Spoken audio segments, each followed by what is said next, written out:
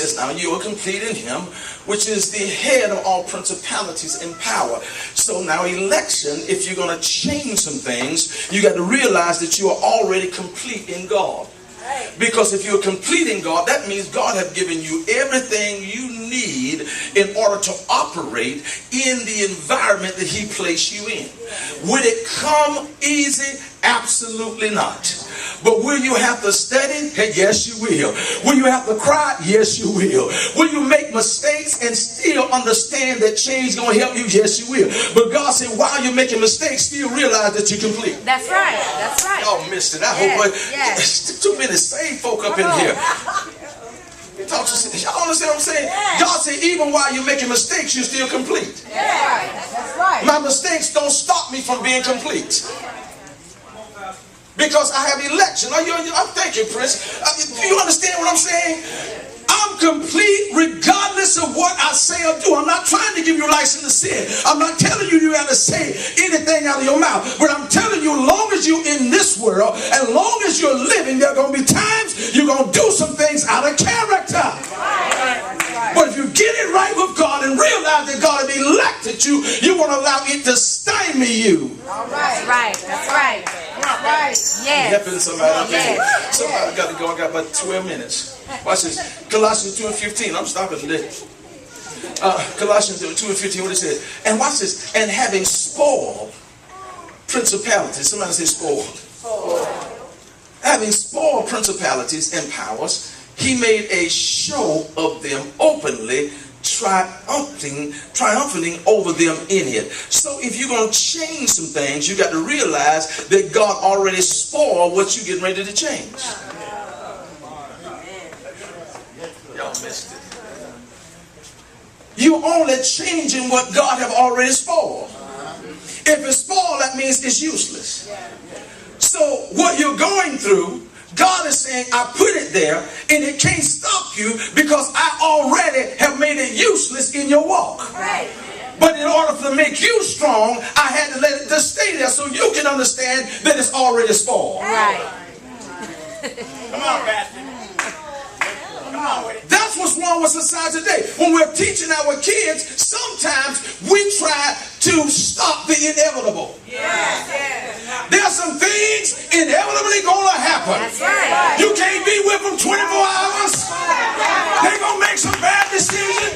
You can't be with a young girl. You can't be with a young boy. You can't be with a husband. You can't be with a wife all the time. Pastor can't be with a member. There's some times that they're gonna make mistakes, and you just gotta trust God that they.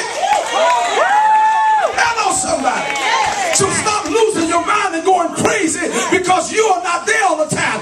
Just preach the word and let them know that God elected them and God has already spoiled them everything that's trying to, I feel like preaching up in here.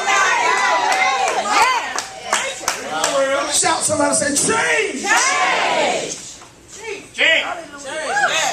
Oh God, help me in this place. You fix this thing up just a little bit more. Now let's go to 2 Timothy. Now watch this. I like this. So we're talking about election. He says, wherefore I put thee in remembrance that thou stir up the gift of God, which is in thee by putting on of my hands. Help me, Minister Sanders. God said, now he's talking to Timothy.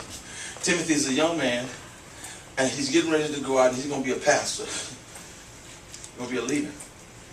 And he got to pastor all these people who understand theology and all this other stuff.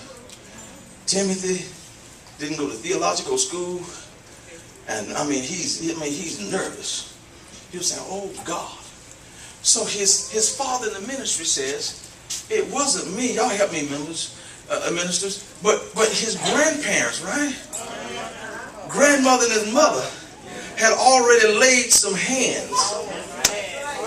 Wow. Oh, y'all missed it. Come on. It wasn't a pastor, it wasn't a minister, but his grandmother and his mother had already anointed him. We look for everybody else to do what we should be doing. And God is saying, anoint your own children. Anoint your own situation. Anoint your own circumstance. You have the power. You have the ability. Timothy, did not I elect you? Yes. Did not I make the decision? So he said, Timothy, stir up the gift. In other words, activate that which was already placed in you. It's laying dormant.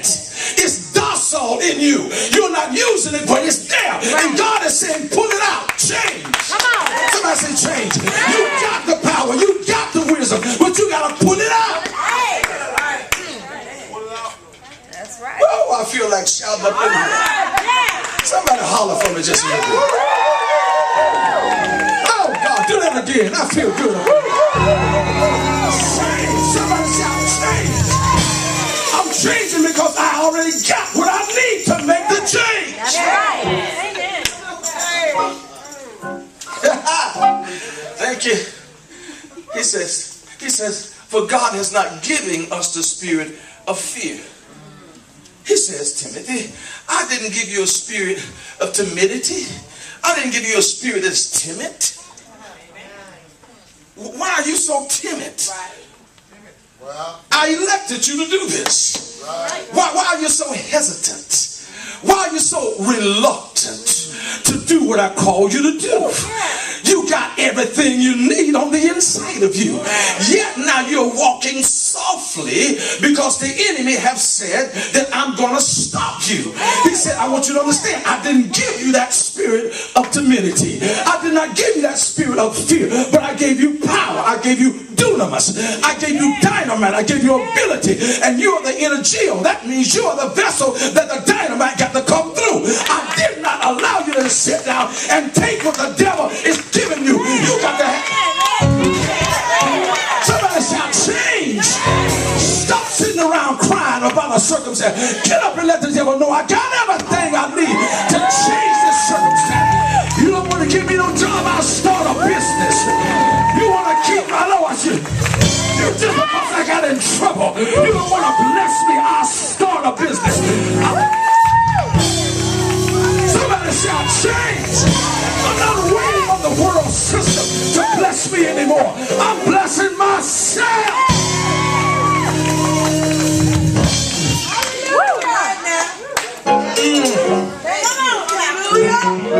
Thank you, Jesus. That's why we had to do what we had to do this morning. We said, why be not thou therefore ashamed of the testimony of the Lord, nor of me his prisoner, but be thou partaker. What's this? Of the afflictions of the gospel according to the power of God. In other words, he was saying, I want you to understand, because you're elected and I chose you to do this, simply because you're righteous does not mean that you're not going to be afflicted.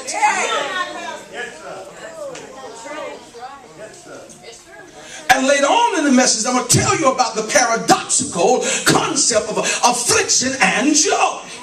How can I have joy in the mix of affliction? It's a paradox. They don't go together. But if you're elected, you don't worry about what goes together.